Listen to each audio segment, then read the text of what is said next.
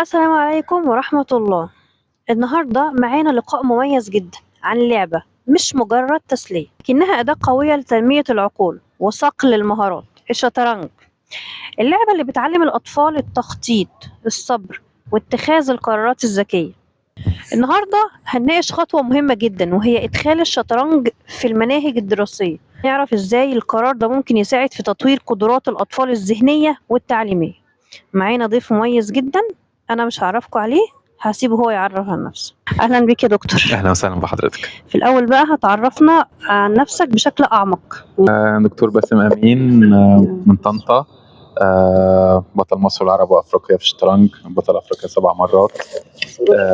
ثالث عالم شباب، اعلى مصنف شطرنج في تاريخ مصر والعرب وافريقيا الحمد لله، من ال100 الاوائل في العالم، يعني من اكتر من 12 سنه او حاجه، ولغايه النهارده الحمد لله.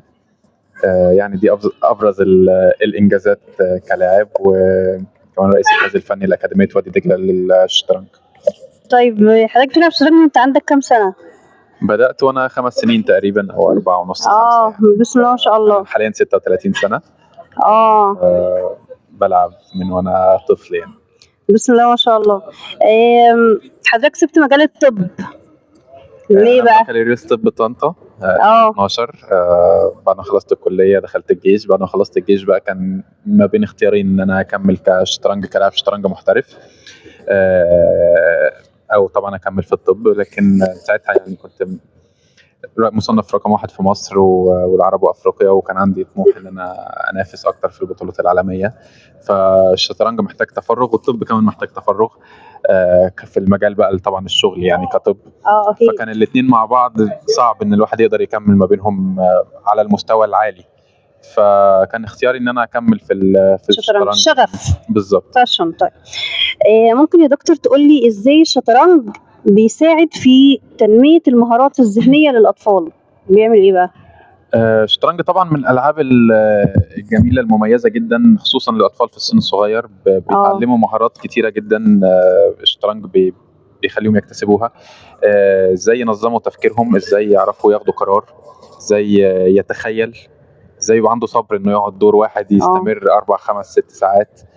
دي طبعا حاجات في عصر السرعه اللي احنا فيه، اعتقد اطفالنا كلهم محتاجين ان هم يكتسبوا الحاجات دي. قدرة على تنظيم الوقت. الشطرنج دايما في وقت، في مرتبط بوقتك في الدور كله، لازم بتنظم وقتك على حسب كل نقله بتديها على حسب الوقت اللي معاك في الدور كله. ما ينفعش تقعد في نقله واحده تضيع فيها وقتك كله، او تلعب بسرعه في نقلات مهمه. ازاي تعرف تنظم وقتك؟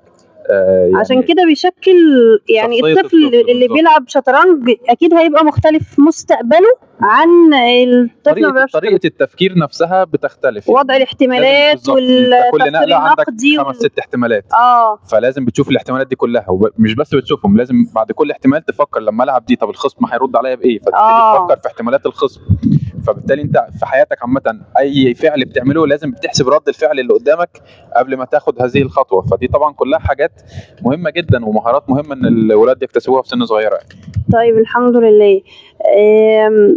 دلوقتي احنا كأمهات بقى عرفنا ان في قرار ادخال الشطرنج في المدارس، هل ده صحيح؟ الكلام ده صحيح؟ يعني ان شاء الله فعلا المفروض ان في قرار تعاون من وزاره الشباب والرياضه ووزاره التربيه والتعليم ان شاء الله من السنه الدراسيه اللي جايه ل 2025 2026 باذن الله هيكون الشطرنج في مدارس كتير على مستوى الجمهوريه. ايه الدوافع بقى؟ ليه هم الدوافع؟ عشان طبعا الناس مدركه اهميه او المهارات اللي كنا بنتكلم عليها دي، ان دي لو اتنقلت للطلاب عامه للسيستم التفكير، الحاجات دي كلها المميزات دي لما الطلاب في سن المدارس يكتسبوها هتفرق معاهم. مش شرط ان هم عشان يبقوا ابطال شطرنج، لكن لا، لان دي مهارات مهمه بتنمي عندهم قدرات كبيره هتفيدهم في حياتهم بعد كده ايا كان المجال اللي هيشتغلوا فيه. يعني في اعتقادي ان هم بيعملوا حاجه تقاوم السرعه اللي احنا فيها والشاشات بالظبط. اللي يعني بتاثر الشطرنج لعبه ذهنيه مفيده بتفيد نعادل الدنيا يعني. طبعا الحاجات الكمبيوتر والايباد والجيمز اللي بتضيع الوقت وبتضر مش بتفيد يعني. لكن الشطرنج لعبه هتاخد وقتهم في حاجه مفيده، حاجه فيها تفكير بتشغل دماغهم بتاثر بشكل ايجابي. بالظبط.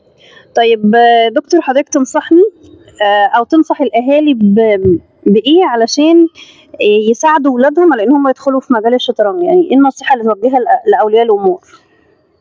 يعني يمكن احنا حاليا بقى في اللعبه بتنتشر بصوره كبيره، بقى في اكاديميات كتير على مستوى الجمهوريه. مدربين بقى، في مدربين في الجمهوريه كلها، في ده مدربين شطرنج متخصصين. انصح اي حد انه يعلم ولاده اللعبه. كمان على اليوتيوب بقى في ناس كتير يوتيوبرز بيعملوا فيديوهات تعليميه مفيده جدا. نقدر ان احنا كبدايه ممكن نتابع ناس منهم. طبعا لو ما فيش اكاديميه قريبه او مدرب قريب قادرين ان احنا نتواصل معاه.